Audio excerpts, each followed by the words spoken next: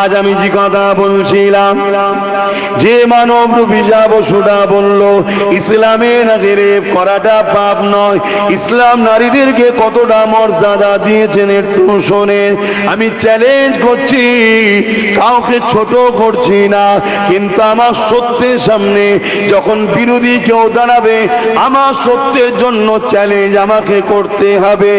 আসো, পৃথিবীতে কে আছো ইসলামের মোকাবেলায় দাঁড়াও। ইসলাম নারীকে যে সম্মান দিয়েছে, পৃথিবীতে কে আছো একজন সে দাঁড়াও। ইসলামের মোকাবেলায় তুমি বলো যে আমার এই নারীকে সম্মান দেওয়া হয়েছে। না না না না, ইতিহাসের পাতা সাক্ষী দিয়ে দেয়, যারা এক আল্লাহকে মানত না, নকল নকল হাতের খোদা মানত, যারা রাজাদেরকে সিজদা করত, রাজাদেরকে খোদা বলে মানত, তারা নিজেদের কন্যা দিগকে চেন্ত চেন্ত পুঁতে দিত।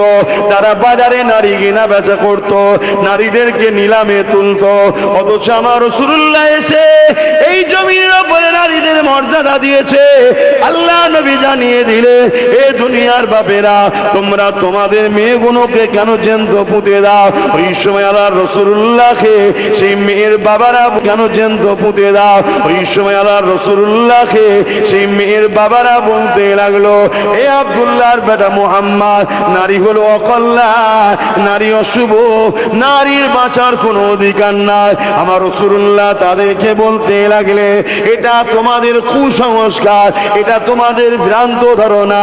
নারী তো সেই সম্মানের জিনিস, মহান স্রষ্টা যিনি মায়ের গর্ভে পুত্র সন্তান বানায়, তিনি তো নারী সন্তান দেয়। আমার রাসূলুল্লাহ বলতে লাগলে, যে বাবার ঘরে প্রথমে কন্যা সন্তান হবে, এর মানে আব্বাকে মহান স্রষ্টা আল্লাহ জান্নাতে সংবাদ দেয়। হযরত ওমর ফারুককে যখন বলে দরজা খানা খোলো, বোন দরজা খুলতে চায় না, বোনাই দরজা খুলতে চাইছে না। ওমর ফারুক যখন দরজায় আঘাত করতে লেগেছে বারবার, বোন আগে এসে দরজা খানা খুলেছে, জিজ্ঞাসা করতে লেগেছে, কি পড়তে লেগেছে বলো? ওই সময় বোন স্বীকার করতে চাইছে না, দিতে চাইছে না।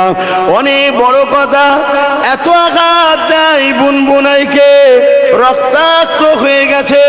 কেন? তখন ইনসাফ কি জিনিস জানতো না, ইনসানিয়াত কি জিনিস সমাজ জানতো না। জাহিলিয়াতের অন্ধকারে পৃথিবী আচ্ছন্ন হয়ে গিয়েছিল। যারা নিজেদের মেয়েদের ঘরে চেন্ত চেন্ত পুঁতে দিত। এইরকম একটা সময়তে হযরত ওমর ফারুক এতবার মারতে লেগেছে, বোন বোনায় রক্তাক্ত হয়ে গেছে। হঠাৎ করে সবই আল্লাহর ইচ্ছা, নবী পাক আমার হাত তুলে দিয়েছে, ও রব্বি আল্লাহ, আবু জেহেল নাই ওমর, দুজনের মধ্যে থেকে একজনকে ইমানে নূরের কলেমা পড়িয়ে দেয়।